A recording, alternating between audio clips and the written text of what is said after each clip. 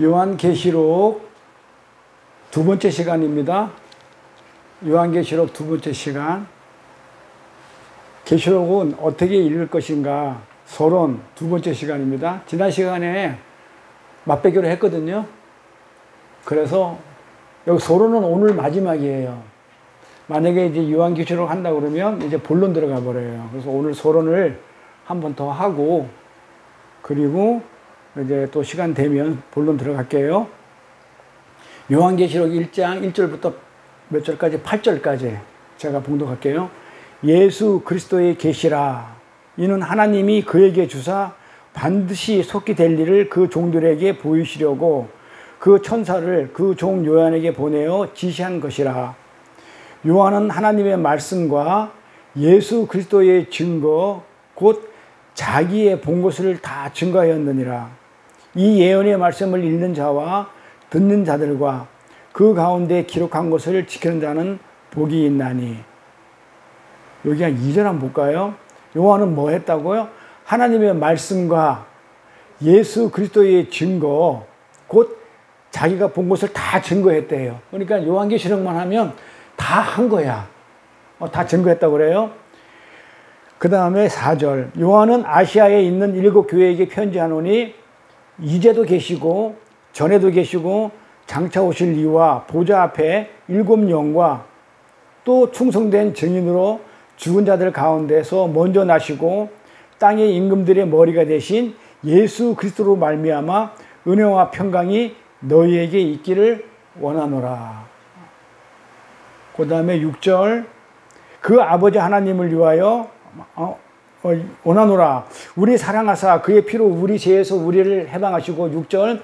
그 아버지 하나님을 위하여 우리를 나라와 제사장으로 삼으신 그에게 영광과 능력이 세세토록 있기를 원하노라. 아멘. 여기 8절까지 해야 되는데요. 이게 다 기록이 안 돼가지고 6절까지만 했으니까 6절까지 해도 어차피 개념이 있으니까 6절까지만 읽을게요. 자, 우리는 지난 시간에 요한계시록 서론을 하면서 어떻게 말씀을 제가 드렸냐면 서론으로 이 앞에 보세요. 요한계시록은 뭐다? 하나님의 뭐예요? 구속사를 설명하는 성경 전체의 결론 부분이라고 그랬어요. 그러니까 계시록은 지금 우리가 예언서라고 그러잖아요. 예언서라고 그러잖아. 아까 우리 3절에 보니까 3절에 보니까 이 예언의 말씀은 이랬단 말이에요. 그러니까 계시록이 예언이래. 그런데 예언이 어떤 거냐? 우리가 예언이라고 그러면 어떻게 생각해? 앞날에 일어난 일을 얘기하잖아요. 그게 아니라고요. 뭐라고 했냐면 이 계시록은 예언서잖아요. 예언은 요한계시록은 이렇게 읽지 말고 예언은 요한의 예언은 계시록 예언이니까 예언은 뭘 얘기한 거다? 구속사를 얘기한 거예요. 언제 어느 때 구속사냐면 앞으로 일어날 우리를 구원해 줄 그 일에 대한 구속사. 그러니까 앞으로 우리한테 일어날 일, 그 구속사, 완성될 그 구속사를 설명한 거라고요.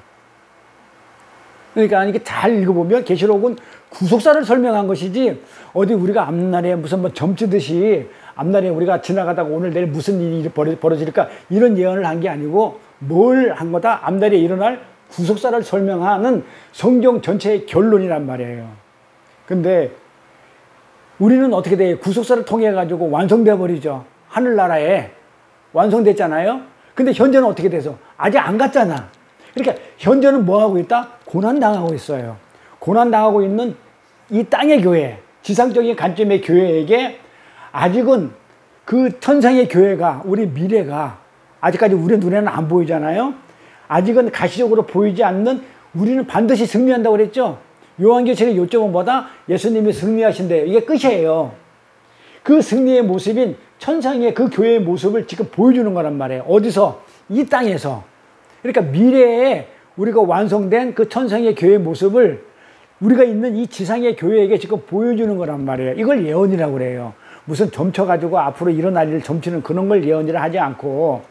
그래서 지금은 어때요? 고난을 받고 있죠. 이 땅에서는. 천상에서는 정말 평안과 정말 은혜가 꽉 충만하지만 우리는 이 지상교회에서는 핍박과 고난과 우리 산상수훈 공부할 때 그랬잖아요. 그냥 우리는 핍박받고 그 다음에 굶주리고 가난하고 애통하고 이런 이 땅에서의 지상교회의 모습이란 말이에요.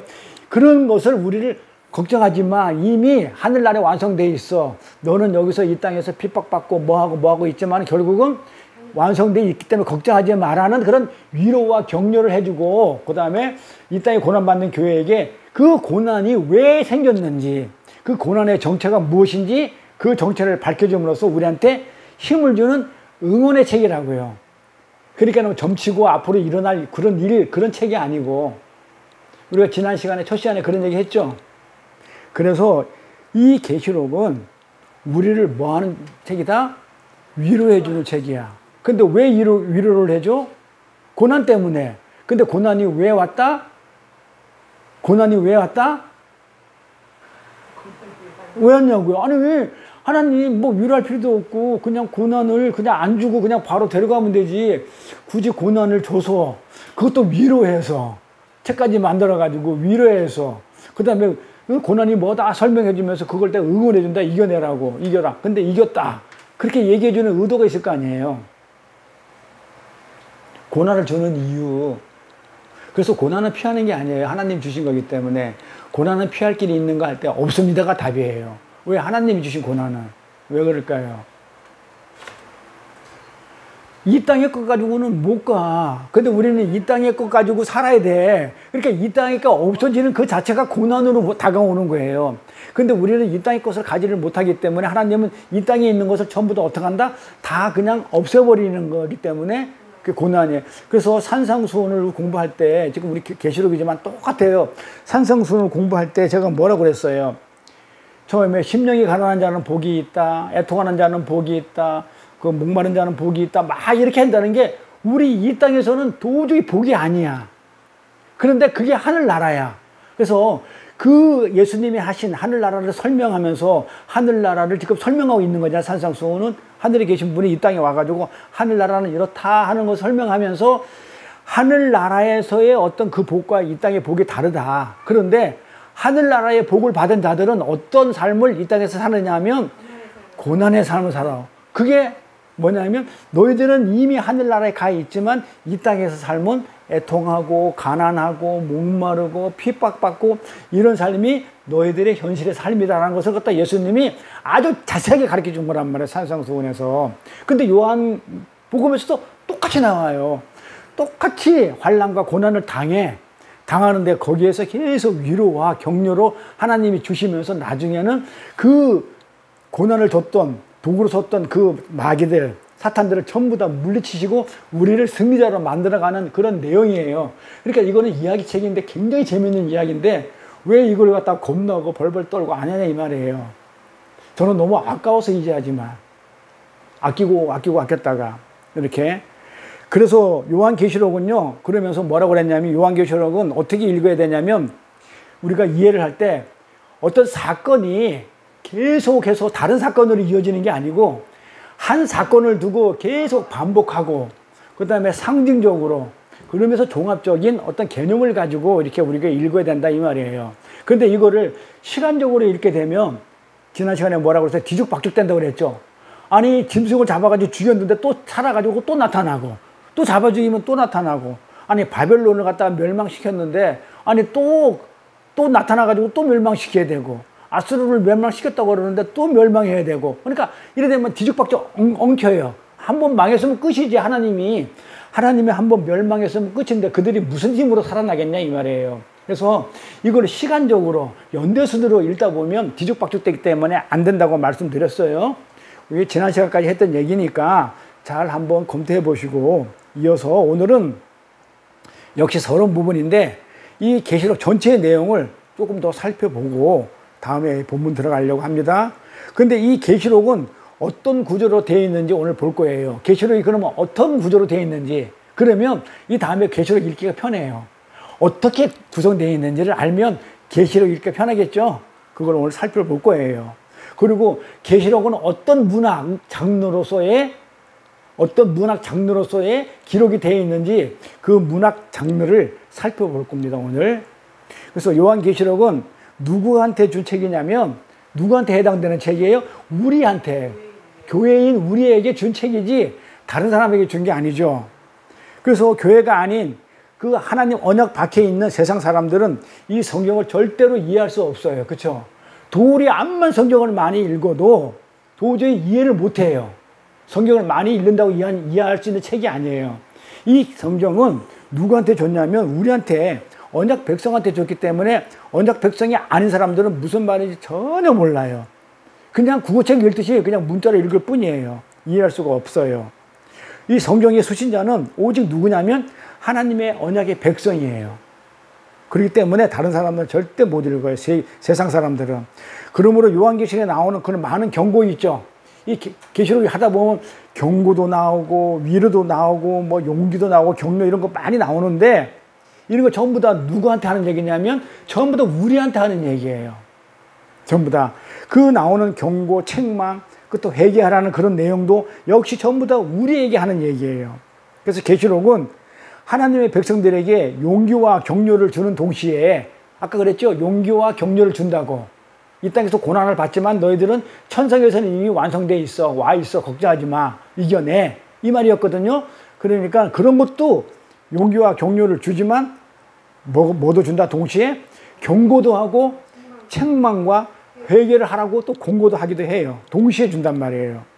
그러면 우리는 이렇게 알아요. 계시록을 읽으면서 용기와 격려는 우리 몫이고 하나님을 믿는 자들 몫이고 그 다음에 책망과 경고는 세상 사람들 것이다. 이렇게 알고 있는데 아니죠. 그렇죠. 그럼 세상 사람들 준 거는 뭐야? 뭐요? 세상 사람들 주주 심판. 그러니까 경고와 책망 이런 거는 우리한테 줬어. 근데 어느 사건을 놓고 그건 우리한테 경고가 되고 책망이 되지만 세상 사람들은 뭐가 되냐면 심판이 되어버려요. 그래서 책은 우리한테 줬지만 세상 사람들한테는 심판이 되어버려요. 다시. 자, 요한계시록은 우리한테 위로와 격려책도 되지만 경고와 책망이도 해. 근데 우리한테는 경고와 책망이지만 세상 사람들한테는 그게 뭐가 된다? 심판이 되어버린다 이 말이에요. 심판. 이거는 분명히 구분해서 가야 돼요.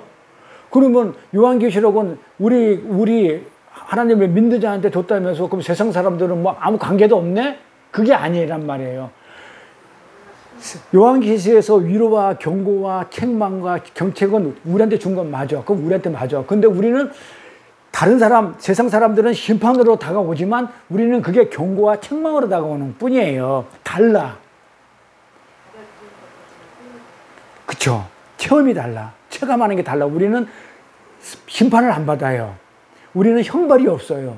근데 세상 사람들은 형벌과 심판을 받아요. 우리는 안 받기 때문에 그게 안 느껴지는 경고와 책망으로 하면서 우리는 심판을 안 받아.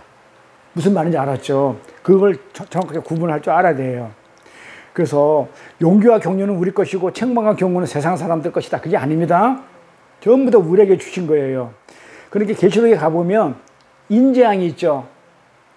인의 재앙이 있고 인을 떼니까 그렇죠? 인재앙이 있고 나팔재앙이 있고 대접재앙이 있잖아요. 그렇죠? 이 재앙들을 통해서 믿지 않는 자들은 뭐가 되냐면 그게 심판이 돼요. 심판의 모습으로 나와요. 근데 성도는 심판의 대상이 아니기 때문에 그걸 어떻게 느끼냐면 우리는 그냥 각성하는 자, 경고하고 해서 우리는 회개하고 돌아오는 걸 그런 자로 우리는 그렇게 여겨지는 책이 요한계시록에서 그 내용을 기록하고 있는 거예요. 이 심판의 장면들은 하나님의 백성들에게 세상 사람들에게 심판이지만은 이 심판의 장면들은 어떻게 읽어야 되냐면 우리한테 경고와 책망과 회개의 공고로 그렇게 읽어야 돼요. 그리고 이미 구원받은 자들에게는 우리한테는 어떻게 하라고요? 너희들은 왜 어떻게 경고와 책망이 되냐면 어떻게 너희들은 구원을 받았는데 그렇게 살 수가 있어 라고 하면서 너희들은 뭐라고 그랬냐면 차든지 덮든지 해라. 라오디아 교회에다 그렇게 얘기했잖아요. 그렇게 차든지 덮든지 해라. 그리고 내가 문 앞에서 또 두들기고 있는데 문을 열어 제발 좀. 이런 내용들이에요. 우리한테 지금 뭘 하고 있냐면 그들한테는 심판으로 다가가지만 우리한테는 경고와 책망이라고요. 그래서 우리한테 회개를 공고해서 우리는 결국은 돌아오게 돼 있어요. 그래서 우리는 형벌이 없고 심판이 없어요. 그래서 우리에게 닥치는 지금 이 이 세상에서 우리가 살면서 지금 우리에게 닥치고 있는 것들을 보면 자연재해 같은 거 있잖아요. 태풍, 뭐 쓰나미, 홍수, 이런 기근, 전쟁 같은 이 심판을 보면서 이게 예비적인 심판이잖아요. 여기 심판날에 진두라고 그랬잖아요. 이게 자주 일어나면 결국 심판이 오죠. 요 예비적인 심판을 보면서 우리 교회들은 어떻게 하냐면 이렇게 얘기해요. 이걸 보면서 만약에 지금 예비적인 심판을 경고하는 게 이렇게 무서우면 진짜 심판, 최종적인 심판은 얼마나 무시무시하고 두려운 것인지를 갖다가 우리 교회들은 그걸 갖다 각성을 해요. 그걸 알고 어떻게 돼요? 다시 한번 깊이 생각하고 우리의 삶을 돌아보게 돼 있어요. 그런데 세상 사람들은 그걸 모르죠. 그게 얼마나 무시무시한지를. 왜냐면 걔들한테는 이 책들이 이해되지 않기 때문에 모르는 거예요. 그러니까 그들은 그냥 지나가겠지. 뭐 안 그러면은 뭐 이거 어차피 이거 다 하면 없겠지. 뭐 이런 개념으로 가지만 우리는 알죠. 하나님이 이 계시록을 통해서, 성경을 통해서 우리한테 알려줬기 때문에. 그래서 우리는 우리의 삶을 돌아봐요. 이 엄청난 해일 피해를 보면서 만약에 하나님께서 이렇게 붙들고 계신 이 자연의 법칙이 조금이라도 어긋나면 정말 어마어마한 재앙이 닥치는데, 언젠가는, 그쵸, 종말에는, 마지막 때에는 언젠가는 하나님이 이 우주의 질서를 붙들고 있는 이 질서를 어떻게 돼요? 이 자연의 법칙을 만약에 놓아버려. 그럼 어떻게 되겠어요?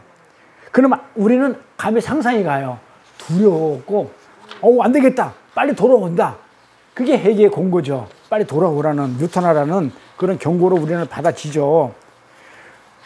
어떻게 이 바다가 정말 수천 년 동안 절대로 그 경계를 넘어오지 않아요. 넘어온 적이 없어. 그 경계를 안 넘어와. 어떻게 이 지구가, 이 태양을 그 수천 년 동안 동일한 속도와 동일한 각도로 한 채 오차 없이 계속 자전과 공전을 계속 하고 있냐, 이 말이에요. 우리는 그게 느껴져요. 근데 이걸 왜 그러냐면 정말 어마어마한 거대한 손이 이 우주의 질서와 자연의 법칙을 붙들고 있거든요.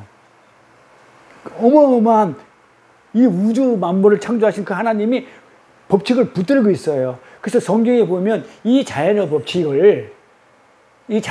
있죠. 우리 과학적으로 얘기하는 이 자연의 법칙을 거스르는 일들이 몇 번 일어나요.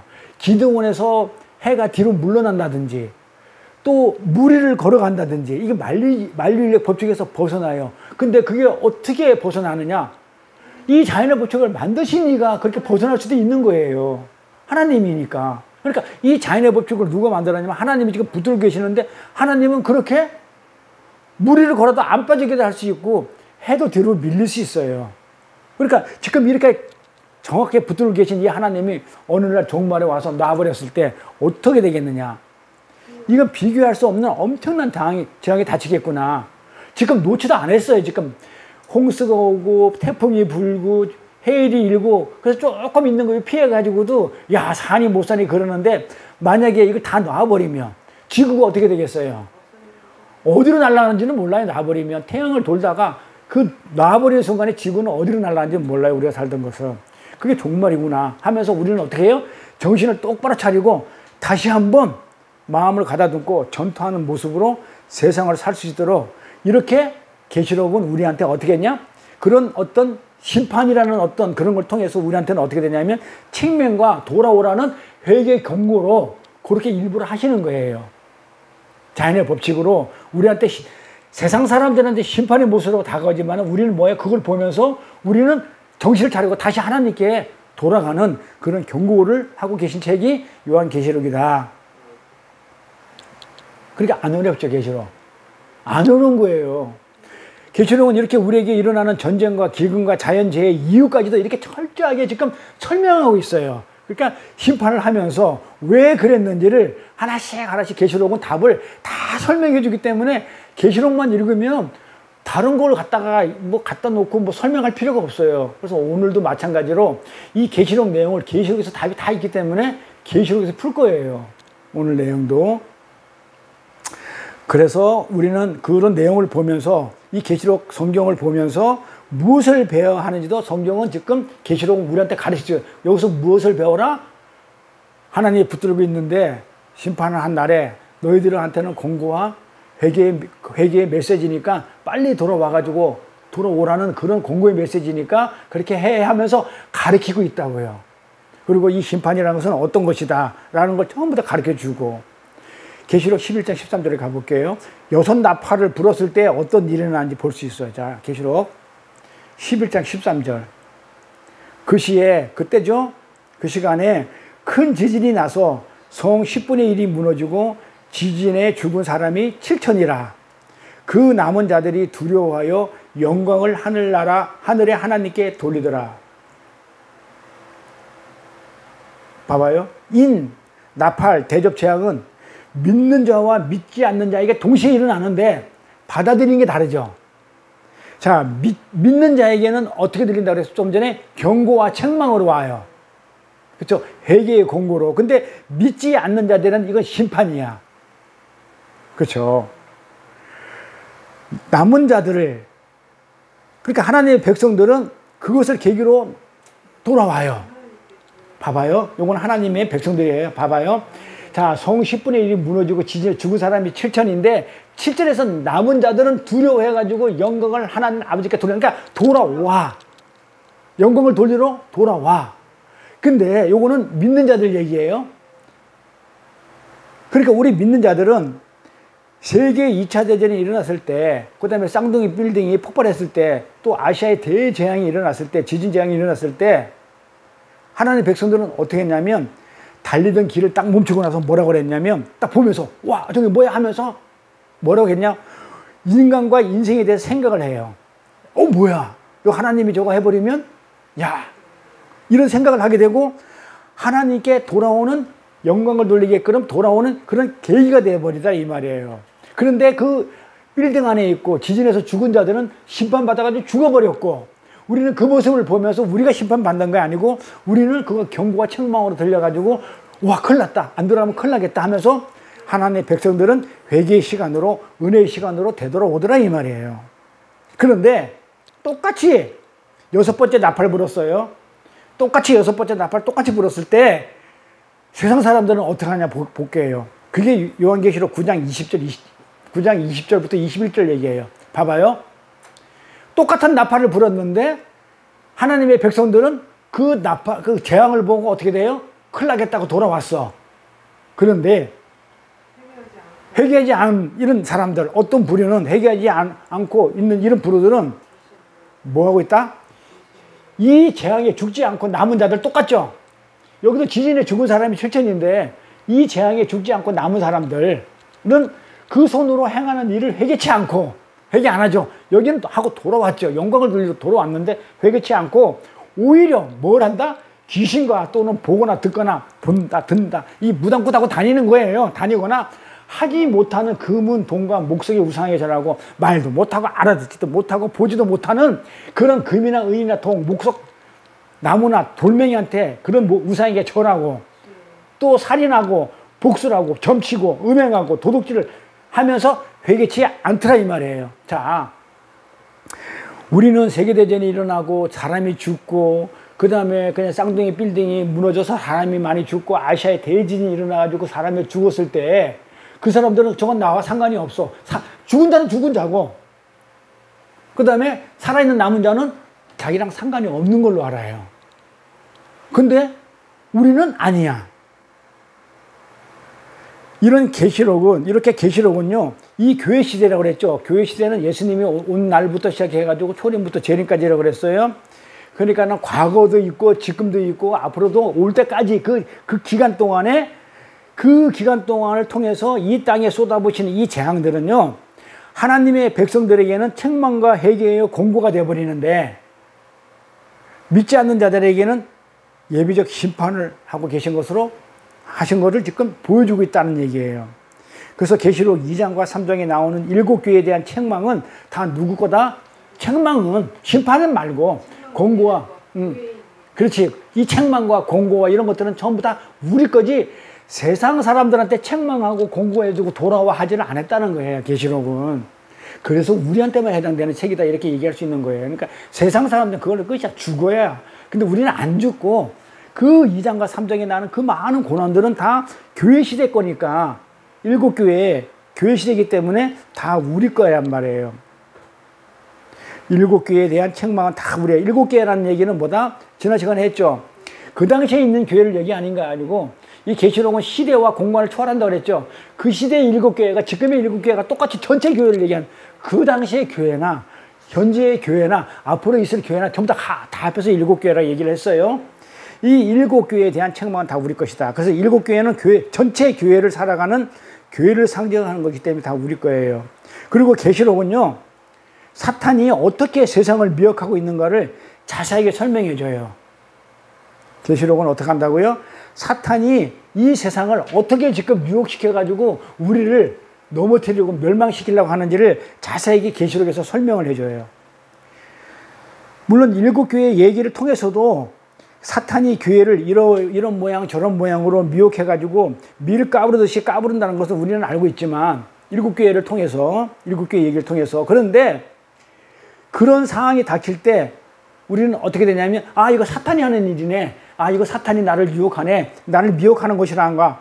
이렇게 알라고 설명도 해주고 있어요. 일곱 교회에 설명할 때 본론에 들어갔을 때도 일곱 교회를 통해서 이런 것도 설명해주고 있는데 계시록에서는요 더 세밀하게 자세하게 설명해 준다 이 말이에요. 13장에서부터 계시록 7장에서는 대충 설명했다면 13장에 가면 더욱더 아주 자세하게 세상이 이 세상 권세 잡은 자가 어떻게 우리를 미혹하고 나가고 있는지를 자세하게 아주 세밀하게 설명해 주고 있어요. 그럼 계시록 13장을 가봐야 되겠죠? 어떻게 사탄이 이 세상을 유혹하고 우리를 어떻게 넘어뜨리기 위해서 이 세상에서 어떻게 무슨 일을 하고 있는지 한번 볼까요? 자, 13장에 가면 뭐가 나오냐면 용이 나와요. 그 다음에 바다에서 올라오는 짐승이 나와요. 그 다음에 땅에서 올라오는 짐승 3마리가 나와요. 우린 저번에 한번 했죠? 그게 뭐라는 거. 근데 우리 윤 전도사님 이거 안 한 것 같은데 용은 뭐고 바다에서 올라오는 짐승은 뭐고 땅에 있는 짐승이 뭐다? 모르죠? 볼게요 그러면 13장 1절부터 3절까지. 자 내가 보니 바다에서 한 짐승이 나오는데 뿔이 10개요 머리가 7이라. 제가 그랬죠. 이거 뿔이 뭔지 머리가 뭔지 이거 아직까지는 전체를 본 다음에 들어갈 일이기 때문에 이거 신경 쓰지 말라고 그랬죠. 예? 신경 쓰지 말라고 그랬어요. 그러면 뭐만 알면 돼. 이게 뿔이 뭘 상징하지? 이게 뿔이 이게 로마인가? 이게 뿔이 이게 그냥 뭐 독일인가 히틀러인가? 뭐 그런 걸 생각하지 말라는 거예요. 그럼 뭐만 알면 되냐? 뿔 그러면 뿔이니까는 이거 파괴력이 가서 머리를 갖다 박으니까 소뿔이 파괴력이 굉장히 세구나. 그냥 그렇게만 알고 있자는 거예요. 그러고 나서 다음에 세밀하게 요거는 무엇을 의미했고 무엇을 의미했다 이렇게 들어가야 이 성경 전체 요 내용 전체의 어떤 그 흐름에서 안 벗어나요. 요거 하다 보면 딴 데로 가버려요. 그래서 이 짐승에 나오는 이 뿔은 파괴력이 힘이 센 거구나. 머리가 7이다. 이거는 권력을 얘기하는구나. 그냥 이 정도로 알고 넘어가는 거예요. 이렇게. 이 다음에 이제 요 대목이 나올 때 본론 들어갔을 때는 구약 성경에 나오는 걸 가지고 무엇을 얘기하는 건지 자세하게 이렇게 짚어드릴 거니까 그때 구약 성경에서 잘 설명할 거니까 지금은 뭐다? 머리가 7이라는 것은 세상을 지배하는 힘, 그냥 권력을 얘기하는 거다. 이 정도로 알고 넘어가는 겁니다. 그 뿔에는 열 면류관이 있고 그 머리들에는 참난된 이름들이 있더라. 이절 내가 본 짐승은 그 바다에서 올라오는 짐승은 내가 본 짐승이 뭐다? 바다에서 올라오는 짐승을 봤는데 뭐 같다? 표범과 비슷해. 그 다음에 할 거예요. 표범은 비슷하다는 얘기가 무슨 말인지를. 지금은 그걸 하면은 안 되니까 개념이 벗어나니까. 자, 표범과 비슷하고 그 발은 곰의 발 같고 그 입은 사자의 입 같은데 이것은 어디 나오는 거냐면 요 내용은 봐봐요. 계시록은 다 계시록에서 풀어지는 답이 있는데 없으면 어디 있다? 구약이 있다. 요거는 어디 나오는 거냐면 다니엘서 7장에 나오는 이야기예요. 요 내용은 그래서 구약으로 풀 거예요. 다음에. 예. 바다에 올린 짐승인데 표범 같다는 얘기가 뭐고 고음의 발이 뭐고 사자의 입이 뭐 이런 거는 이미 구약에서 다니엘서 7장에 나오는 이야기이기 때문에 그때 가서 얘기를 할 거라고요. 그 다니엘 7장에 보면 바다에서 올라오는 네 짐승의 복합체를 얘기하고 있으니까 그때 풀면 되고 너무 신경 쓰지 말라는 겁니다. 자, 용이 나오죠? 용이 자기의 능력과 보좌의 큰 권세를 그에게 주었더라. 용이 누구한테 줬냐면 용이 자기의 능력과 권세를 누구한테 주었다? 능력과 보좌의 큰 사람이니까 보좌에 앉아있다는 건 누구예요? 보좌에 앉아있는 분은 하나님이시잖아요. 아버지 하나님. 근데 그분이 용은 하나님 아버지의 성부 하나님을 얘기하는 거예요. 그 성부 하나님. 그러니까 하나님이 누구한테 그 권세를 줬냐면 예수한테 권세를 줘가지고 이 땅에 오신 거란 말이에요. 그러니까 똑같아요. 하나님이 예수한테 권세를 준 것처럼 보좌의 권세를, 그러니까 예수님 나중에 보지 않죠. 자, 그러니까 용이 보좌의 권세를 그에게 주었는데 그 애가 누구다고? 아니, 여기서 용은 용 아버지를 상징하고 그가 누구냐고요. 그걸 뭘 상징해요? 보좌의 권세를 받은 자가 누구야? 예수. 그러니까 그에게 주었다. 그러니까 그가 누구냐면 바다에서 올라온 짐승이라 이 말이에요. 바다에서 올라오는 짐승이 결국 예수를 상징하는 거예요. 에? 아니 봐봐요. 바다에서 올라오는 짐승이 있는데 이가 누굴 받았냐면 용한테 큰 권세와 보좌를 받아. 그러니까 예수를 상징하는 거예요. 바다에서 올라온 짐승은. 자, 됐어요. 자, 그리고 그의 머리 하나가 상하여 죽게 된 것 같더니 그 죽게 되었던 상처가 나오며, 자, 그가 어떻게 됐냐면 죽었다 살아난 거란 말이에요. 십자가에서 죽고 다시 살아나는 모습이잖아요. 그러니까 예수야. 그러니까 바다에서 올라오는 짐승을 뭘 상징하는 거다? 예수. 근데 그 예수가 어떻다? 죽었다가 살아났던 모습이라 이 말이에요. 그러니까 지금 무엇을 흉내내고 있는 거예요? 그렇죠. 예수를 흉내내고 있죠. 바다에서 올라온 짐승이 죽게 되었던 같았다 살았다 하는 것은 예수 그리스도의 성자 하나님 예수를 정확하게 흉내내고 있어요. 그리고 또 이제 땅에서 올라오는 짐승이 있어요. 또 자, 땅에서 올라오는 짐승도 가볼게요. 13절. 자, 땅에서 봐봐요. 이거는 바다에서 올라온 짐승을 설명했어요. 용은 있었고, 자, 그 다음에 땅에서 올라온 짐승이 있어. 봐봐요. 땅에서 13절, 14절. 자, 큰 이적을 행하되 심지어 사람들 앞에서 불이 하늘로부터 땅이 내려오게 하고 짐승 앞에서 받은 바 이적을 행함으로 땅에 거하는 자들을 미혹하며 땅에 거하는 자들에게 이르기를 칼에 상하였다가 살아난 짐승을 위하여 우상을 만들라 하더라. 뭔 말? 이걸 읽으면 무슨 생각이 나요? 여기 13절 읽으면 무슨 생각이 나요? 14절 읽으면 딱 떠오르는 게 뭐예요? 응? 응? 큰 이적을 행하되 그리고 어제 불이 하늘로부터 땅에 내려오게 하고 짐승 앞에 이적을 행함으로 사람들을 미혹해 이적을 행했어. 기적을 행하고 막 이적을 행하고 불이 막 내려와 뭐. 성령. 이건 성령 하나님에게 나중에 설명할게요. 자, 이 대목을 읽으면 일부 교회에서 행해지는 은사 집회, 성령 집회, 막 불이 나오고 불바다라 막 이러고 그냥 막 이적을 행하고 그냥 금리빨이 음리빨 되는 성령을 받는 그 은사 집회나 성령 집회 이런 게 떠오르지 않냐 이 말이에요. 이 내용은 뭐다? 세상 권세 잡은 자가 지금 뭐냐면 성령을 그대로 흉내내고 있는 것을 우리가 볼 수 있어요. 어떻게 볼 수 있냐면 용과 바다에서 나오는 짐승과 또 땅에서 올라오는 짐승은 이렇게 삼위일체를 흉내내고 있는데, 자, 어떻게 해서 이게 성령을 흉내내는 거 볼까요? 어떻게 하는 거 볼까요? 자, 이적을 행하죠. 성령이 성령 받아가지고 성령이 막 그냥 뭐 이렇게 불 받고 뭐 해가지고 뭐 그냥 미친 자가 귀신이 쫓겨나고 막 그냥 뭐 이런 데 하는 그런 이적을 하는 자들을 미혹해가지고 땅에 거하는 자들에게 뭐 하냐면 이러기를 칼에 상하였다가 살아난 짐승이 누구예요? 예수를 위하여 우상을 만들라 하더라. 그러니까 지금 뭐예요? 성령은 예수를 증거하는 자잖아요.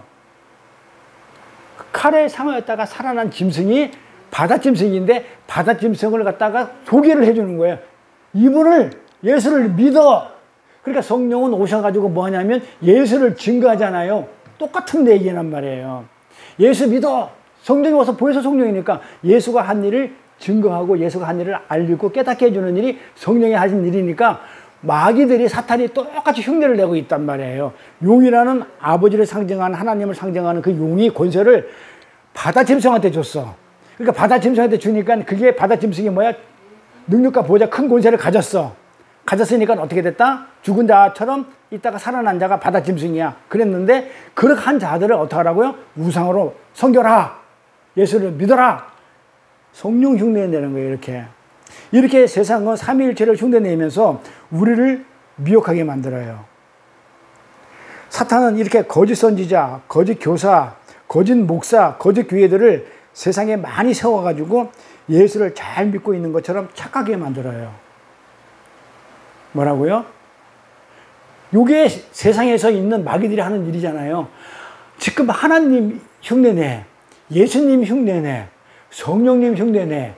근데 그게 마치 기독교인처럼, 그게 그리스도교처럼 하나님을 잘 믿는 것처럼 그렇게 요걸로 믿게 하면서 착각하게 만들어요. 누구를 동원해? 거짓 목사, 거짓 선지자, 거짓 교사, 거짓 교회를 그렇게 세상에 만들어요. 만들어가지고 세워가지고 예수를 나는 예수를 잘 믿고 있어. 그게 예수인지 뭔지 사탄인지 뭔지 구분을 못해요. 아주 비슷하게 만들어놨기 때문에 그렇게 착하게 만들어요. 그래서 거짓 가르침, 기복주의, 성공주의, 신비 이런 것들을 가면 신비주의들 있잖아요. 뭐가 됐다, 절름발이가 났다, 뭐 났다 이런 것들, 이런 신비한 이런 것들을 동원해가지고 인간의 죄를 더 어떻게 해요? 충족시켜줘. 죄성을 더. 그래서 어떻게 돼요? 죄를 더 짓게 만들어가지고는 어떻게 하냐면 이 세상만 바라보게 해. 마귀만 바라보게 해. 이정만 바라보게 해. 신비만 바라보게 해. 그러면서 바라보게 만들어가지고 평생 예배당에 다니다가 평생 예수께 만들어 가짜 예수를 믿게 만들어요. 가짜 예수가 마귀잖아요. 그러니까 이게 예수인 줄 알고 믿고 있는 거예요. 세상 사람들이. 교회 다니는 사람들이 뭐 한다? 이게 지금 예수인 줄 알고 믿고 있어요. 이게 신앙인 줄 알고 하나님 믿는 거로. 근데 가짜란 말이에요. 이렇게 평생 예수 믿게 만들어가지고 어디로 들어가 결국은 지옥 가게 만드는 게 사탄이 하는 일이에요. 사탄이 머리가 있는데, 사탄도 머리가 있어요. 그런데 밤에 그냥 피 흘리고 나와가지고 확 이렇게 하면서 귀신처럼 와가지고 너 예수 한 명 확 잡아먹으니까 이런 식으로, 하겠냐 이 말이에요. 너 믿을래 안 믿을래? 이렇게 협박이나 하고. 그렇게 미혹하겠냐 이 말이에요, 사탄이. 그러니까 사탄은 머리가 있으니까 어떻게 해요? 교회를 굳이 무너뜨리지 않아요. 세워진 교회를 안 무너뜨린다니까요. 그럼 어떻게 해서 지옥을 보낼까? 예수 잘 믿게 하고 지옥 보내려고 그러면. 아니, 있는 교회를 안 무너뜨려요. 옛날에는 교회가 있으면 교회를 갖다가 뭐 불질르든지 없애버리는데 그냥 총각 칼로 갖다가 없애버렸지만 지금은 교회를 안 없앤다니까 사탄이. 있는 교회 내버려둬요. 멀쩡하게 잘 지었는데 그걸 왜 일부러 힘들게 무너뜨리냐고요. 그럼 뭐해? 있는 그 교회를 그대로 해가지고 그 안에 어떻게 해요? 사람을 다른 걸로 가르치면 돼. 너 이렇게 그렇지, 거짓으로. 너 거짓 말씀으로. 너 예수 잘 믿고 있어. 열심히 줄 성수해. 열심히 봉사해. 열심히 11조해. 너 열심히 구제해.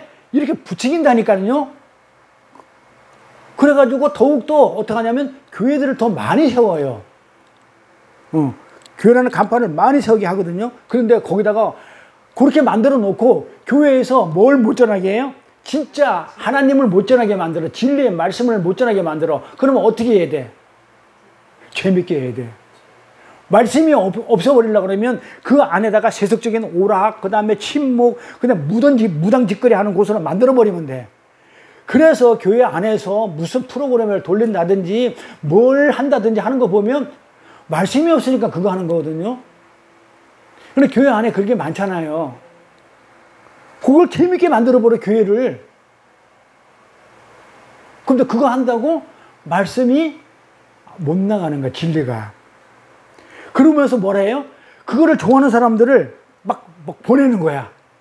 그러니까 교회에서 어떤 프로그램이나 어떤 그냥 시스템을 돌리잖아요. 막 재밌게 교회를 갖다가 프로그램을 만들어놔. 그러면 어떻게 되겠어요? 이것을 좋아하는 사람들이 벌떼처럼 몰려오죠. 그렇게 사람들을 많이 보내가지고 소위 뭘 만들었냐? 부이라는 것을 만들어요. 부흥했다고. 부흥하게 만들어요. 잘 보세요. 지금 사탄이 하는 일이 뭔지, 옛날처럼 교회가 세워지면 교회를 못 짓게 방해하고 그러지 않는다니까요. 열심히 교회를 져, 열심히 교회 져. 그래 놓고 그 안에서 뭐예요? 하나님의 흉내를 내면서 거짓 말씀으로, 거짓 예수로, 거짓 성령으로 미혹해가지고 그 안에다가 재밌게 만들어버려. 옛날에는 교회 다니는 사람을 미혹하려고 어떻게 했냐면 교회를 못 가게 하려고 세상에다가 재밌는 걸 많이 만들어 놨어. 세상에다가. 그러면 주일날 교회를 예배 드리러 가다가 어떻게 돼요? 세상에 있는 거 더 재밌으니까 잠깐 저 들어마자 맞아 보고 결론 나는 거 보고 축구 경기 결론 나고 보고 오고 이런 식으로 교회를 갖다가 못 가게 만들었는데 지금은 아니라니까요. 지금 어떻게 한다? 가라고 그러는 거예요. 열심히 가서 예배 드리고 열심히 가서 봉사하고 열심히 가서 충성해. 그냥 교회 가니까 뭐야? 더 재밌어. 예? 재밌게 만들어 놓으니까 더 재밌어. 막 춤추고 막 드럼 치고 북치고 장구 치고 막 그냥 막 너무너무 재밌는 거야. 골프보다 재밌으면 교회로 와요. 그러니까 교회는 지금 뭐냐면 사람들을 예배당으로 끌어모으기 위해서 전부 다 그런 걸 하고 있잖아요. 이게 마귀가 하는 거란 말이에요.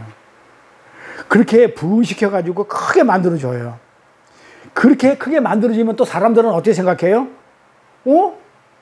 저기 말씀도 없는 교회인데, 말씀도 없이, 하나님도 없는데 어떻게 저렇게 커질 수가 있지? 하나님 말씀도 안 전하는데, 진리 말씀도 없는 곳에 어떻게 저렇게 사람들이 많이 모여가지고, 어떻게 저렇게 많은 사람들이 모여서 저렇게, 뭐 예배라는 걸 갖다가, 드리고 있지? 자, 이렇게 보이니까, 우리가 착각을 하죠. 저게 진짜인가 봐. 저게 진짜야. 그러니까 우리도 저렇게 하자. 이래 되더라 이 말이에요. 어떻게 말씀도 없는 교회에, 말씀 있는 교회는 잘 알잖아요. 말씀 있는 교회는 사람이 없어요. 그런데 재밌게 해주는 교회에는 사람들이 와글와글 되니까 착각을 해요. 그러면 저게 진짜인갑다. 저게 진짜인갑다. 이렇게. 그래서 그로 몰려가는 거예요. 그래서 사탄은 그러한 교회를 많이 세워가지고 그 교회들을 화려하게 해주고 부흥시켜주고 정말 말씀 앞에 바로 서 있는 진짜 올곧은 그 세상과 싸우며 분투하고 있는 그런 참된 교회는, 하나님의 교회는 어떻게 되겠어요? 힘을 잃게 돼요. 사람들이 없으니까 뭘 할 수 있는 일이 없어. 그러니까 힘을 잃게 돼요. 이 잔 메거다 목사님이라는 그분이 쓰신 책을 보면요, 이 사탄은 이 전략을 바꿨다는 거예요. 옛날처럼 교회 못 가, 가지 마. 세상 것을 유혹하고 너 가지 마. 예수 믿을래? 안 믿을래? 믿어? 믿어보면 확 죽여버릴 거야? 나는 안 살 거야. 이혼해? 뭐 이렇게 하는 것이 아니고 어떻게 한다고요? 이제는 하나님의 참교회 옆에다가, 진짜 교회 옆에다가 뭘 해요? 엄청나고 큰 화려한 교회를 세워주는 거야. 그럼 사람들이 다 어디로 가요? 그걸로 가면 여기 진짜 교회는 어떻게 되겠어요? 망하는 거예요. 그래, 메가더 목사님이 그렇게 얘기했다니까요. 이제는 교회를 없애는 게 아니야. 그 교회는 내버려 둬. 그러고 나서 옆에다 큰 교회를 세워가지고 저게 진짠갑다. 이렇게 미혹을 시켜요. 실감 나요? 그게 실감이 나요? 하나님의 참교회가 사람들이 몰려가는 저 화려한 교회를 보면서 옆에 있을 때 보이잖아요? 보면서 우리가 무슨 생각? 어머, 저게 진짠가? 혹시 저거 진짜 아니야? 우리가 가짜 아니야? 이렇게 힘 빠지게 만들어 버리겠다는 거예요, 사탄이. 그리고 계시록은요, 세상 권세 잡은 자들이 하나님 삼일체 하나님을 그대로 흉내내가지고 우리를 공격해요. 그러잖아요. 하나님 삼일체 하나님을 그대로 흉내내가지고 마치 자기가 자기를 믿는 게 곧 하나님을 믿는 것처럼 그렇게 공격을 해요. 하나님을 그대로 흉내내가지고 교회 안으로 들어와 버린 거예요. 들어오는 거예요. 그렇게 되다 보니까 어떻게 그 사람들이 많은 있는 곳에서 진리가 없고, 그렇죠? 사탄의 유혹에 넘어가가지고 그게 참인 줄 알고 그렇게 열심히 하나님을 믿고 있더라 이 말이에요. 근데 그게 하나님이 아니더라 이 말이에요. 그래, 요한계시는 지금 그 얘기를 해주는 거예요. 그럼 볼까요? 자, 그 요한계시록만 요것만 잘 이해하고 있으면 그런 유혹에 미혹에 넘어갈까요? 안 넘어갈까요? 안 넘어가는, 요한계시록 안 하고 다 넘어가는 거예요. 그러니까 다른 교회들도 보면 저렇게 하면 교회가 부흥돼. 그러니까 그 안에다가 막 그냥 화려하게 뭐 그냥 잔치를 벌이고 막 뭔가 재밌게 해주는 그런 시스템으로 다 돌아가는 거예요. 그렇게 교회가 어떻게 됐어요? 전부 다 글로 가니까 말씀 있는 교회가 없어져요. 그래서 진리가 소멸돼 간다니까요, 이 땅에서. 이게 말세의 징조겠죠. 그렇지만 우리가 지금 걱정하고 있습니까? 우리가 교인이 있든 없든, 그 다음에 그런 프로그램 때문에 사람이 없어가지고 사람이 오든 안 오든 우리가 지금 걱정하고 있습니까? 왜요? 아니, 그렇지 않죠. 거의 심판받는다는 말도 맞는데, 우리가 지난주에 공부한 것처럼 하나님의 교회는, 창교회는 한 번도 실패한 적이 없어요. 이겨라잖아요. 교회 이겨라고 했잖아요. 우리가 아까 요한계시록 갈 때 딱 머리에 두는 게 교회 이겨. 예수님은 이긴데 지금은 핍박받는 것 같지만, 아니고 초라하게 보이지만은 결국은 뭐다? 절대로 실패하지 않는다거든요. 하나님의 교회는 절대로 실패하지 않는다. 그러면서 하나님이 우리를 어떻게 끌고 갈 것인지, 승리하는 곳으로 어떻게 끌고 갈 것인지를 계시록 12장 13절에 자세하게 설명했으니까 한번 볼게요. 뭐라고 생각나? 12장 13절에 17절까지. 용이 자기 땅으로 내어 쫓긴 것을 보고 남자를 낳는 여자를 핍박하는지라. 여기 남자가 누구예요? 예수. 여자는 교회. 남자를 낳는, 그러니까 우리 교회가, 아니죠. 예수가 교회를 낳았고 교회가 또 예수를 낳죠. 왜냐하면 연합되어 있으니까. 남자가 교회를 낳았어요. 여자를 낳았어요, 처음에. 그런데 우리 여자도 뭐 해야 돼요? 우리 교회도 예수를 자꾸 증거해야 되잖아요. 예수의 삶을 살아야 되고, 예수를 자꾸 증거해가지고 우리가 작은 예수가 돼가지고 자꾸 예수를 낳는 거잖아요. 그래서 남자를 낳은 여자를 핍박하는지라. 그러니까 여자가 교회인데 우리가 누구를 낳았다? 예수를 낳았어. 그러니까 예수의 삶을 살고 예수를 증거하는 삶을 사는 그 교회를, 여자를 핍박하는지라. 이렇게 읽는 거예요.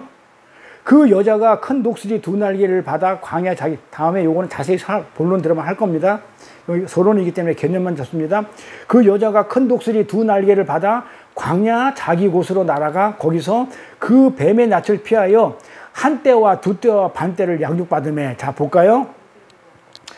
지난 시간에 했죠. 한 때, 두 때, 반 때, 1260일, 42달. 이게 전부 다 뭐라고 그랬어요? 이거 전부 다 뭘 얘기하는 거라고 그랬어요? 그러니까 계시록을 한번, 이제 서론이니까 한 번씩 읽어요. 안 그러면 그 동영상을 한번 듣든지. 한 때, 두 때, 반 때, 42달, 1260일, 이게 다 무엇을 얘기하는 거라고 그랬어요?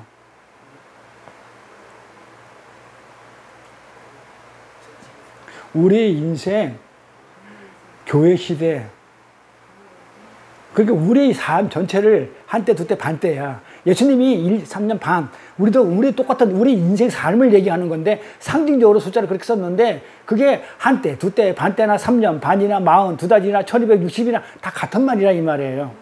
응? 그랬잖아요. 지난 시간에 기억나죠? 자, 그렇게 해가지고 이게 교회 시대를 얘기하잖아요. 교회 시대. 예수님이 초림부터 오실 때까지 요 교회 시대를 한때, 두때, 반때, 1260일, 42달 이런다고 그랬어요. 자, 이건 우리의 인생이고, 그 다음에 교회 시대를 얘기한다고 그랬습니다. 그러니까, 그러고 나서 우리가 양육받는다고 그러죠? 그 양육받는다는 거는 뭐다? 하나님이 보호하고 지켜주신다는 거잖아요. 양육하는 것은 우리를 어떻게 한다고? 보호하고 지키시고 가르치시고 인도한다는 얘기잖아요. 우리가 애들을 양육한다 할 때 뭐예요? 지켜주신다는 얘기란 말이에요. 지켜주신대. 그러니까 우리가 우리 인생 사는 동안에 한때, 두때, 반때 동안에 양육하시고 했기 때문에 뭐다? 양육을 받으며 그렇기 때문에 하나님이 우리가 사는 그 인생, 우리 인생 동안 어떻게 하겠다고요? 우리를 지켜주시고 보호해 주시겠다고요. 자, 아까는 마귀가 들어와가지고 어떻게 돼요? 이 참교회는 마귀가 그 옆에다가 화려하고 어마어마한 교회를 세워줘가지고, 그 다음에 우리 참교회가 정말 힘들게 만들어 놨는데, 힘 빠지게 만들어 놨는데, 그런데 하나님은 그런 우리를 어떻게 하겠다고요? 양육해. 끝까지. 우리 인생 동안 걱정하지 마. 너 인생을 내가 책임져 줄게 하면서 보호해 주시고 양육해 가신다고 지금 계시를 통해서 말씀을 하시면서 뭐라고 어떻게 내가 너를 양육할까? 내가 너 어떻게 지켜주는 걸 잘 봐? 이렇게 하면서 뭐라고 그래요? 15절로 이어져요. 양육받음에 내가 지키고 보호하는데 내가 어떻게 지키고 보호하는지 내가 설명해 줄게. 이러면서 이렇게 계시록에 답이 다 있다고 그랬죠. 그러니까 여기에 14절에 양육이 뭐지? 하는 거를 바로 15절에 답을 다 해줘요. 자, 여자 뒤에서 뱀이 그 입으로 물을 강같이 토하여 여자를 물에 떠내려가려 하되. 봐봐요. 우리 교회를 그 뱀이 사탄이죠. 사탄이 그 입에서 물을 어떻게 막 토해내. 강같이 막 토해내니까 우리 교회가 똑같잖아요. 조금 전에 설명한 것처럼. 그러니까 이 교회가 어떻게 돼요? 우리 여자가 떠내려가려고 그래, 물에. 그러니까는 큰 교회가 있는데 옆에 진짜 참교회는 사람이 없어. 전부 다 큰 교회로 다 사람이 몰려가니까 이 교회가 어떻게 되겠어요? 무너지려고 그러는 똑같은 내용이죠. 똑같은 내용이죠. 교회가 진짜 교회가 떠내려가려고 그래. 무너지고 없어지려고 그래. 그쵸? 하되. 자, 그런데 이거 한번 풀어볼게요. 자, 성경에서 우리 공부 너무 많이 했어요. 물 하면 뭘 얘기해요? 말씀, 생명수, 그쵸? 생수 얘기하잖아요. 물 하면. 그쵸? 그러니까 생수로 상징된 하나님 말씀인데, 이 뱀이 뿜어내는 말이 있다는 거예요. 말씀이 있다. 그러니까 뱀이 하는 말이 있다는 거예요. 하나님 딱 삼켜버리고. 응? 아니지. 뱀이 사탄을 상징하는 거니까. 내놓은 그 말씀. 그러니까는 가짜 교회에서 가짜 선지자, 가짜 목사, 가짜 교사들이 하는 말, 이거를 막 하니까는 사람들이 거기에 개떼처럼 갔다니까요. 벌떼처럼 와글와글 화려하게 지어주니까 거기에 막 프로그램이 있고 재밌게 해주니까 그 얘기. 그러니까 물을 어마어마하게 쏟아넣는 거야. 정말 달콤한 말들, 인간들이 좋아하는 그 달콤한 말들을 막 쏟아다니까 교회가 어떻게 돼요? 사람이 없어가지고 지금 여자가 강같이 토하니까 여자가 물에 떠내려가. 그 말에 얼마나 좋은 말들을 많이 해주는지 그 교회가. 그래서 이 뱀에 뿜어내는 물이 있다는 걸 우리 조심해야 돼요. 마귀가 말씀이 있다니까는요. 있어요. 그러니까 지금 우리는 지금 얼마나 그 말씀의 홍 속에 살고 있어요. 책이다, 뭐 동영상, 유튜브, 뭐 테이프, 그 다음에 CD들, 어마어마한 말씀의 홍수들이 살고 있거든요. 인터넷을 통해서. 그런데 뭐라고요? 그 말씀이 다 말씀이 아니죠. 지금 그 얘기잖아요. 그 말씀의 홍수인데 이게 사람들이 많이 모인 곳에 그 달콤한 말들, 마귀의 말씀들이, 마귀의 말씀이 하면 마귀의 말들이 지금 어마어마하게 쏟아지고 있다니까. 어느 정도로 강같이 지금 쏟아지고 있다 이 말이에요 지금. 그래서 제가 여기 있는 책들을 전부 다가 못 보게 하죠. 왜 그래요? 이거는 아닌 책들이 너무 많아. 진짜 여기서 생명수 같은 책은 별로 없어요. 무슨 선고하는 사람들의 일과에서 긍정의 힘, 하나님의 말씀하고 짬뽕 시킨 전부 다 이런 얘기들이 여기 꽉 있기 때문에 제가 여기를 갖다가 뭐라고 그랬어요? 그냥 장식욕이지 볼만한 게 없다고 얘기했죠. 그렇게 얘기한 걸 안 들었나 봐. 들었는데요? 들었죠? 네. 그래서 제가 여기 있는 책을 갖다가 그렇게 관심 쓰지 말라고 하는 거예요. 볼만한 책이 없어요, 사실. 이게 뭐냐면, 정말 뭐가 잘 되는 거 있죠. 왜? 교회를 어떻게 부흥할까? 교회를 이렇게 하면은 사람들이 많이 몰려온다. 전부 다 그런 책이라 이 말이에요. 여기 있는 책들이. 그게 뭐다? 마귀가 어떻게 돼요? 화려하게, 재미있게 만들어주는 그 교회 안에 믿음의 사람들을 그걸로 끌어당기는 그런 책들이다 이 말이에요. 그런데 어떻게 한다고 그래요? 그 다음에 16절. 땅이 여자를 도와서 그 입을 벌려 용의 입에서 통한 그 강물을 삼켜버려. 무슨 말이에요? 하나님이 땅을 통해 가지고 어떻게 해요? 보호하고 계시다 이 말이에요. 걱정하지 마. 그래서 우리 같은 사람이 여기 있는 사람들이 안 넘어가는 거예요. 저는 아마 그냥 베스트셀러가 됐니? 무슨 기독서점에서 좋은 책들이 많이 나왔니? 우리는 이런 책에 관심을 안 갖는 이유가 뭐다? 땅이 여자를 도와가지고 그 입을 벌려서 땅이 입을 벌려가지고 용의 입에서 나오는 그 물들을 전부 다 그 많은 물들을 어떻게 버려요? 삼켜서 없애버려요. 이게 하나님이 지켜주신다는 얘기예요. 그래서 하나님께서 보호하시는 거고 그 말씀들을 걸러낼 수 있게끔 우리한테 뭐다? 만들어줘요. 그 말씀들을 보면 아 저건 가짜다. 저 말씀은 아니다. 이런 것을 분별할 수 있도록 어떻게 한다? 말씀을 통해서. 그래서 참된 선지자를 보내주는 거예요. 거짓 선지자들이 저걸 가짜라고 증명을 해야 되기 때문에. 그래서 그 걸러낼 수 있게끔 만들어 주셔요. 그리고 17절 보니까 용이 여자에게 분노하죠. 그러니까 아 이게 무너져야 되는데 안 무너지네. 그러니까 이게 마귀가 분노해가 돌아가지고 그 여자의 남은 자손 뭐예요? 그 남은 자손이 누구라고 그래? 성경에 답이 다 있으니까 봐봐요. 그 여자의 남은 자손이 누구다? 하나님의 계명을 지키면서 예수를 증거하는 자를 남은 자들. 그러니까 우리가 진리를 받아서 진리로 전하는 이런 자들을 우리하고 싸우려고 바다 모래에 바짝 서버렸어. 넌 죽었다고 지금 이렇게 하더라 이 말이에요. 이 계시록 이렇게 읽으니까 재밌지 않아요? 네? 이게 무슨 말인지 아니까 재밌지 않냐고요. 이 계시록은 미래 얘기가 아니고 지금 현실에 일어난 일이죠 지금. 지금 내가 요 설명하니까 맞아 지금 현재 일어나는 일들이구나. 교회에서 이런 일들이 있구나. 금방 알아먹잖아요. 그래요. 그래서 하나님의 교회를 이렇게 미혹하려 하니까 절대 안 되죠. 하나님이 지키니까. 예? 미혹하려 해도 그 다음에 기복이나 신비로 이렇게 안 가더라 이 말이에요. 예? 미혹해도 안 되고 야 신비주의 내가 금리빨 임리빨 해줄게. 너 아프지? 너 병 낫게 해줄게. 너 이리 와. 너 귀신 들렸지? 귀신 쫓아내줄게. 이런 걸로 안 가더라 이 말이에요. 참교회들이. 진짜 여자는. 그러면서 뭐 하더라? 하나님의 계명을 어떻게 해요? 끝까지 지키면서 뭐만 증거하더라? 참 예수만 증거하니까 용이 그거를 괴롭히기 위해서 모래에 선 거예요. 지금 이 시대에 이걸 무시무시한 우리의 영적 전투라고 그래요. 그러니까 지금 우리가 계시록 갈 때 무슨 영적 전투, 영적 싸움이다 하는 그런 내용들은 뭐하고 싸움이에요? 그렇죠. 마귀인데 마귀가 뭐해요 근데? 말씀. 거짓 말씀. 가짜 선지자, 가짜 목사 세워가지고 그 교회를 화려하게 해줘가지고 그걸로 전부 다 어떻게 끌고 가는 거, 자기 소굴로 끌고 가는 거. 이거하고 싸움이란 얘기예요. 그 영적 싸움이. 그래서 말씀을 왜곡하는 거, 그 율법주의, 착하게 살자, 도덕적으로 살자, 그리고 인본주의 이런 것들.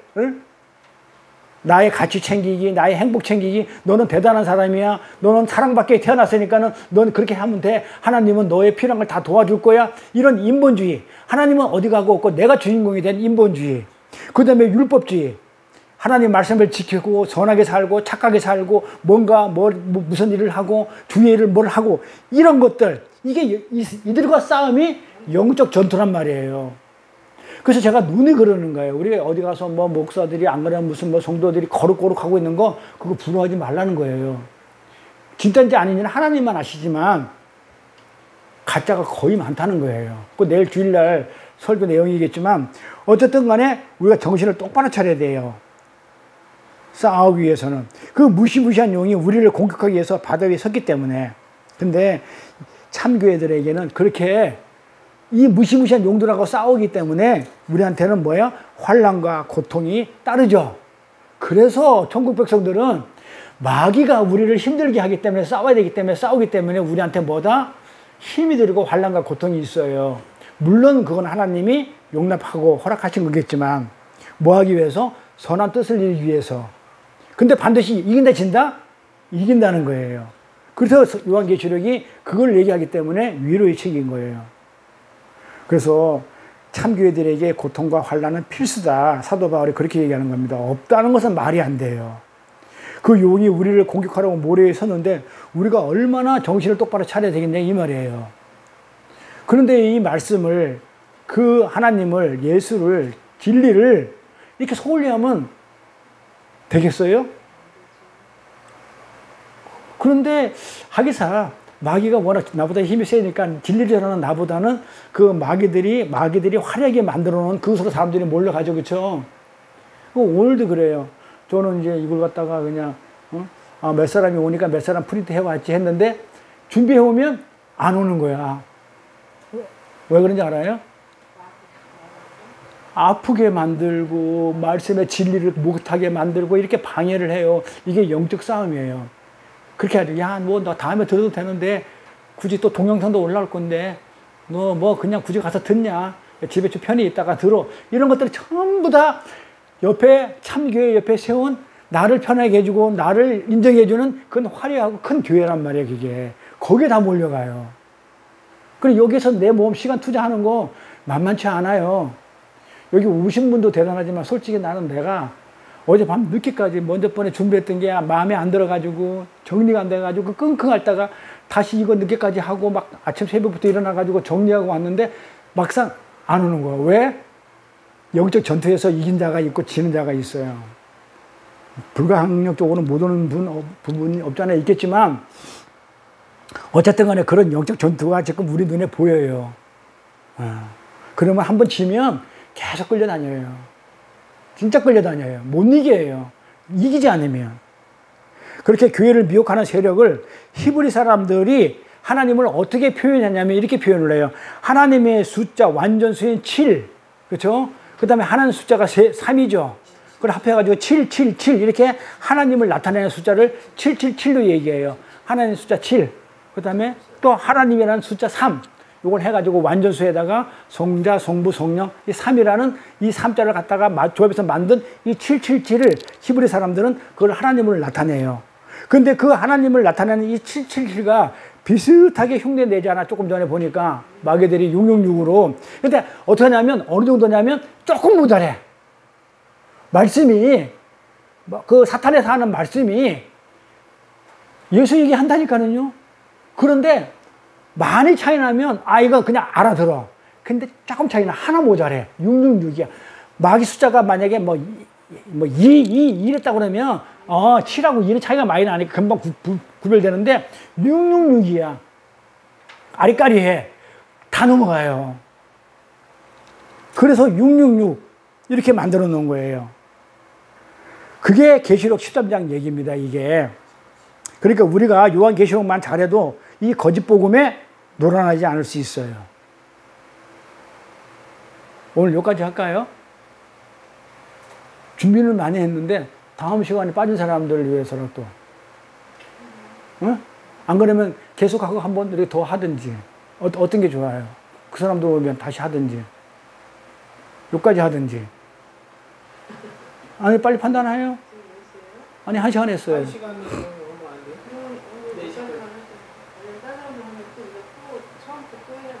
그래요. 그럼 여기까지 하고요. 다음에는 뭘 할 거냐면요. 이 요한계시록이 어떻게 문학적으로 어떻게 기록되어 있는지. 자, 우리가 다음 시간에 할 건 이거예요. 우리가 시를 읽을 때는 시가 무엇을 상징하는 그런 식으로 읽어야 되고, 소설을 읽을 때는 이건 뭘 상징하지 그렇게 안 읽죠. 그냥 내용을 쭉 읽듯이.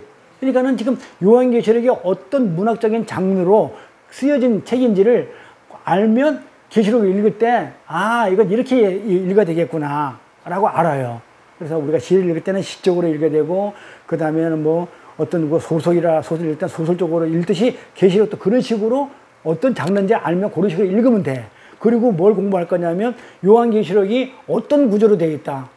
예를 들어서 서론, 본론, 결론 이렇게 되어 있는데, 이 서론은 어디부터 어디까지고 본론은 어디부터 어디까지고 결론은 어디부터 어디까지인데, 이 본론은 또 무슨 구조로 되어 있는데, 본론에서 나오는 인재학, 그러니까 뭐 어디부터는 어디까지, 이 본론을 또 7단계로 또 구분을 놔요.